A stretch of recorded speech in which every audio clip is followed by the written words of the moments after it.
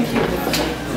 From 17 to 22. მუდმივად ჰქონდა ურთიერთობა სტუდენტებთან, ის რაც მათგან გვესმოდა არის ის, რომ მათ აკლიათ პრაქტიკულად თავიანთი, თქვათ, რაღაც ცოდნის დამეტი შესაძლებლობების პრაქტიკულად მოსინჯვის, პრაქტიკულად კეთების შესაძლებლობა და ჟურნალისტიკა კი ამის გარეშე მოიხსენებად არ არსებობს. ჩვენ ჩავთვალეთ, რომ ამ გამოცდილების გაზიარება ახალგაზრდა თაობისთვის, რომელსაც თურმე ეს ასე ძალიან წყურია, იქნებოდა ძალიან საინტერესო და მნიშვნელოვანი. Here in Georgia, where you have a very polarized political situation, I think that just as in recent days, I think we've seen some progress in reaching agreement on some of the issues. I think that we're seeing a reflection in the journalistic world of a gradual understanding that you need balanced journalism, that you need an information space where journalists can operate without fear.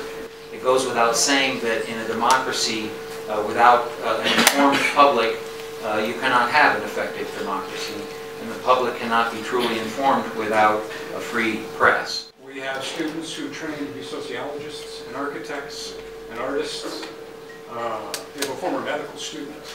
We have any number of other disciplines that you had started out in and changed course and decided your calling was to journalism.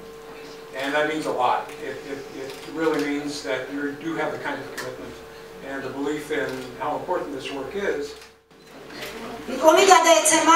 Yana Israelians.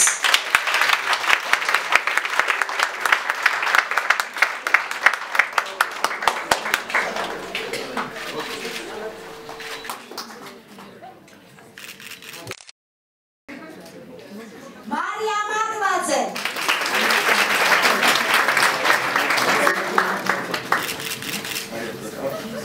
Slopo Basadze.